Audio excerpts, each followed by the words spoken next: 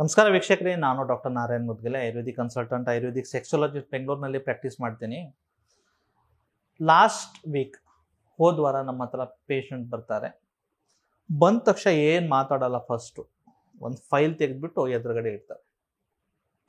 Sir, ನಂದು urea ಏನಿದೆ correct ಇದೆ ಇಲ್ಲ ಹೇಳಿ ಸರ್. ನಾನಂದೆ, ಇಲ್ಲ ಸರ್, ಆರಾಮಾಗಿ ಕೂಲ್ ರಿಲ್ಯಾಕ್ಸ್ ಆಗಿ ಕೂತ್ಕೊಳ್ಳಿ, ಮಾತಾಡೋಣ. ಸ್ವಲ್ಪ ಅವ್ರಿಗೆ ಸಮಾಧಾನ ಹಾಕಿ ಇಬ್ಬರು ಗಂಡ ಹೆಂಡ್ತಿನ ಕೂಡಿಸಿ ಅವಾಗ ಸ್ಲೋಲಿ ತಮ್ಮ ಹೆಸರು ಏನು, ಎಲ್ಲಿಂದ ಬಂದ್ರ ಏನು ಅಂತ ಸ್ವಲ್ಪ ಅವ್ರ ಆಂಗ್ಸೈಟಿನ ಕಡಿಮೆ ಮಾಡಿಬಿಟ್ಟು ಕೇಳ್ತೀನಿ, ಯಾಕೆ ನೀವು ಇಷ್ಟು ಪ್ಯಾನಿಕ್ ಆಗಿದ್ದೀರ ಅಂದರೆ, ಇಲ್ಲ ಸರ್, ಇವ್ರಿಗೆ ಪೀರಿಯಡ್ಸ್ ಕರೆಕ್ಟಾಗಿ ಬರಲ್ಲ, ವೇಟ್ ಜಾಸ್ತಿ ಇದೆ, ಥೈರಾಯ್ಡ್ ಪ್ರಾಬ್ಲಮ್ ಇದೆ, 2-3 ವರ್ಷದಿಂದ ಏನಿದೆ ಮದುವೆ ಆಗಿದೆ, ಮಕ್ಕಳಾಗ್ತಾ ಇಲ್ಲ, 3 ವರ್ಷದಿಂದ ಇವ್ರ ಪ್ರಾಬ್ಲಮ್ ಇದೆ ಅಂತ ಮಕ್ಕಳಾಗ್ತಾ ಇಲ್ಲ ಅಂತ ಇದು ಮಾಡಿದ್ವಿ. ಇವತ್ತು ಹೋದ ವಾರ ನಮಗೆ ಯಾರು ಲೇಡಿ ಡಾಕ್ಟರ್ ಹತ್ರ ತೋರಿಸ್ತಿದ್ವಲ್ಲ, ಅವ್ರು ನಿಮ್ಮದು ಒಂದ್ಸತಿ ವೀರ್ಯ ಟೆಸ್ಟ್ ಮಾಡಿ ಅಂತ ಹೇಳಿದ್ರು. ಇವಾಗ ವೀರ್ಯ ಟೆಸ್ಟ್ ಮಾಡಿದ್ದಾರೆ, ನಿಮಗೂ ಪ್ರಾಬ್ಲಮ್ ಇದೆ ಅಂತ ಹೇಳ್ತಾ ಇದ್ದಾರೆ ಸರ್. ಬಟ್ ನಾನು ಚೆನ್ನಾಗಿದ್ದೀನಿ ಸರ್, ನಾನು ಹೆಲ್ದಿ ಇದ್ದೀನಿ, ನಾನು ಒಳ್ಳೆ ರೀತಿ ಕೆಲಸ ಮಾಡ್ತೀನಿ, ನನಗೆ ಹೇಗೆ ಸರ್ ವೀರ್ಯ ಪ್ರಾಬ್ಲಮ್ ಬರ್ಬೋದು? ನಾನು ಏನು ಹೇಳ್ತೀನಿ, ತಾವು ಏನು ಮಾಡ್ತೀರಾ ಸರ್ ಕೆಲಸ? ಸರ್, ನಾವು ಒಂದು ಹೋಟೆಲ್ನಲ್ಲಿ ಕುಕ್ ಇದ್ದೀನಿ ಸರ್, ಅಂದರೆ ಹೀಟ್ ಕಾಂಟ್ಯಾಕ್ಟ್ ಜಾಸ್ತಿ ಇದೆ ಅಂತ ಹೇಳಿ. ಹೌದು ಸರ್, ಕುಕ್ ಅಂದರೆ ಅದು ಭಟ್ರ ಅಂದರೆ ಮಾಡಲೇಬೇಕಲ್ಲ ಸರ್.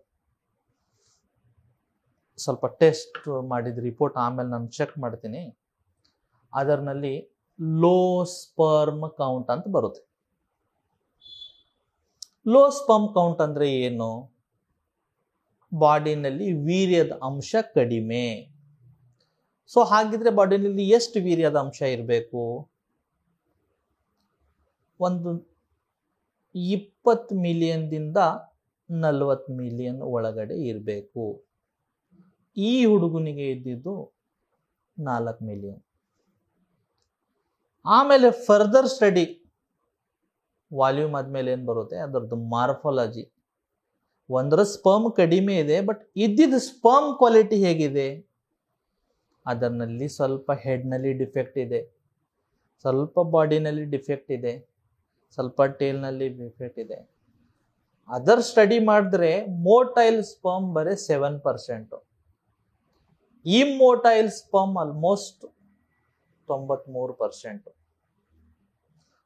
ಸೊ 3 ವರ್ಷದಿಂದ ಬರೀ ಲೇಡೀಸ್ ಪ್ರಾಬ್ಲಮ್ ಅಂತ ಅವ್ರಿಗೆ ಥೈರಾಯ್ಡ್ ಟ್ರೀಟ್ಮೆಂಟು, PCOD ಟ್ರೀಟ್ಮೆಂಟು, ಆ ಸ್ಟೀರಾಯ್ಡ್ ಇಂಜೆಕ್ಷನು, ಆ ಪ್ರೊಜೆಸ್ಟ್ರಾನ್ ಇಂಜೆಕ್ಷನು ಕೊಟ್ಟು ಇದ್ದಿದ್ದ ಪಾಪ ಮಹಿಳೆಯನ್ನ ಆಲ್ರೆಡಿ 70 kg 85 kg ಆಗಿಬಿಟ್ಟಿದ್ದಾಳೆ. ಬಟ್ 3 ವರ್ಷ ಒಳಗಡೆ ಇವ್ರದ್ದು ಯಾವಾಗೂ ಪರೀಕ್ಷೆನೇ ಮಾಡಿ ಆಗಿಲ್ಲ. ಯಾಕಂದ್ರೆ ನಮ್ಮ ಸೊಸೈಟಿನಲ್ಲಿ ಹೇಗಂದ್ರೆ, ಚೆನ್ನಾಗಿದ್ದಾನೆ, ಹೆಲ್ದಿ ಇದ್ದಾನೆ, ಇವನಿಗೆ ಏನು ಸ್ಪರ್ಮ್ ಪ್ರಾಬ್ಲಮ್ ಬರ್ಬೋದಂತ. ಬಟ್ ನಾನು ಏನು ಹೇಳ್ತಾ ಇದ್ದೀನಿ ಅಂದರೆ, ಇವತ್ತೊಂದು 3 ಜನ ಹುಡುಗರು ಇದ್ದಾರೆ ಅಂದರೆ, ಎವ್ರಿ ಅಲ್ಟರ್ನೇಟಿವ್ ಒಬ್ರಿಗೆ ಬಿಟ್ಟು ಒಬ್ಬರು ಏನಿದೆ ಸ್ಪರ್ಮ್ ಪ್ರಾಬ್ಲಮ್ ಬರ್ತಿದೆ. ಅದಕ್ಕೆ ಯಾವಾಗೋ ಮದುವೆ ಆಗಿದೆ, 2 ವರ್ಷ, ಇಬ್ರು ಕಪಲ್ಸ್ ಆಕ್ಟಿವ್ ಸೆಕ್ಸ್ ಲೈಫ್ನಲ್ಲಿ ಇದ್ದಾರೆ, ವಿತೌಟ್ ಎನಿ ಪ್ರೊಟೆಕ್ಷನ್ ಸೆಕ್ಸ್ ಮಾಡ್ತಿದ್ದಾರೆ, ಆದ್ರೂ ಕನ್ಸೀವ್ ಆಗ್ತಾ ಇಲ್ಲ ಅಂದರೆ ಮೇಲ್ ಪ್ರಾಬ್ಲಮ್ ಅಷ್ಟೇ ಇಂಪಾರ್ಟೆಂಟು, ಫಿಮೇಲ್ ಪ್ರಾಬ್ಲಮ್ ಅಷ್ಟೇ ಇಂಪಾರ್ಟೆಂಟು. ಸೊ ಈ ಒಂದು ಪರ್ಟಿಕ್ಯುಲರ್ ಪರ್ಸನ್ಗೆ ನಾನು ಏನು ಹೇಳ್ತೀನಿ, ಸ್ವಲ್ಪ ತಮಗೆ ನಾನು ಔಷಧಿ ಕೊಡ್ತೀನಿ ಆಯುರ್ವೇದನಲ್ಲಿ. ಅದಕ್ಕೆ ರಸಾಯನ ಮತ್ತು ವಾಜೀಕರಣ ಚಿಕಿತ್ಸೆ ಅಂತೀವಿ. ಅದಕ್ಕೆ ಮೇನ್ಲಿ ಶುಕ್ರ ವೃದ್ಧಿ ಆಗಬೇಕು, ಶುಕ್ರ ಶೋಧನ ಆಗಬೇಕು. ತಮಗೆ ರಸಾಯನ ಔಷಧಿ ಕೊಟ್ಬಿಟ್ಟು ಸ್ವಲ್ಪ ಒಂದು 3 ಮಂತ್ಸ್ ಬನ್ನಿ, ಪಂಚಕರ್ಮ ಎಲ್ಲ ಮಾಡಿಬಿಟ್ಟು ಇದು ಸ್ಟಾರ್ಟ್ ಮಾಡೋಣ. ಆಮೇಲೆ ತಮ್ಮ ರಿಸಲ್ಟ್ ಒಂದು 3 ತಿಂಗಳಾದಮೇಲೆ ರಿಪೋರ್ಟ್ ಮಾಡೋಣ, ಅವರಿಗೆ ಇಂಪ್ರೂವ್ ಆಗೋದೆ ಅಂತ ಸಮಾಧಾನ ಮಾಡಿಬಿಟ್ಟು ಕಳಿಸ್ತೀನಿ. ಸೊ ಈ ವಿಷಯ ಹೇಳೋದು ಮೇನ್ ಉದ್ದೇಶ ಏನಂದರೆ, ಬರ್ತಾ ಈ ಲಾಸ್ಟ್ 50 ಇಯರ್ಸ್ನಲ್ಲಿ ಮೇಲ್ನಲ್ಲಿ 40% ಏನಿದೆ ಸ್ಪರ್ಮ್ ಕ್ವಾಲಿಟಿ ಡ್ಯಾಮೇಜ್ ಆಗಿದೆ. ಸೊ ತಾವು ಹೆಂಗಿದ್ದೀರಾ, ಮದುವೆ ಆಗ್ಬೇಕಂತ ಇದ್ದೀರಾ, ನನ್ನ ಆ್ಯಸ್ ಎ ಡಾಕ್ಟರ್ ಆಗಲಿ, ಆ್ಯಸ್ ಎ ಫ್ರೆಂಡ್ ಅಥವಾ ಆ್ಯಸ್ ಎ ಒಂದು ತಮ್ಮ ವೆಲ್ ವಿಷರ್ ಅಂತ, ಒಂದು ಮಗು ಫಸ್ಟ್ ಆಗಲಿ ಮದುವೆ ಆದ ತಕ್ಷಣ. ತಮ್ಮ ಕರಿಯರು, ತಮ್ಮದು ಸೆಟಲ್ಮೆಂಟು, ಬೆಂಗಳೂರಿನಲ್ಲಿ ಒಂದು ಮನೆ ಇರಬೇಕು, ಒಂದು ಕಾರ್ ಇರಬೇಕು, ಎಲ್ಲ ಅದು ಆಮೇಲೆ ಮಾಡಿ.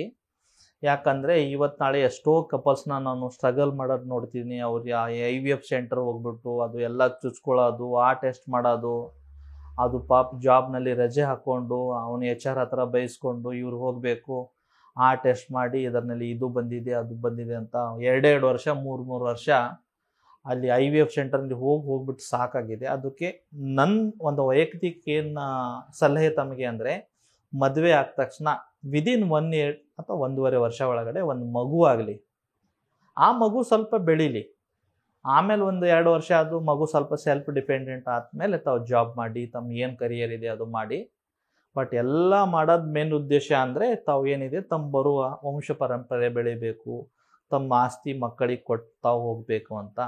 ತಾವು ಎಷ್ಟೆಲ್ಲ ದುಡ್ಡಿದೆ ಎಲ್ಲ ಸಂಪಾದನೆ ಮಾಡಿಬಿಟ್ಟು ನಾಳೆ ಯಾರಿಗೆ ಕೊಡಬೇಕಂತ ಅದು ಕ್ವಶನ್ ತಮ್ಮ ಮೈಂಡ್ನಲ್ಲಿ ಬರಬಾರ್ದು. ಅದಕ್ಕೆ ಎಲ್ಲ ಹೊಸ ದಂಪತಿಗಳಿಗೆ ನಾನು ಓನ್ಲಿ ರಿಕ್ವೆಸ್ಟ್ ಅಂದರೆ ಮದುವೆ ಆದ ತಕ್ಷಣ ಒಂದು ಮಗು ಮಾಡಿ ಅಂತ. ಧನ್ಯವಾದ.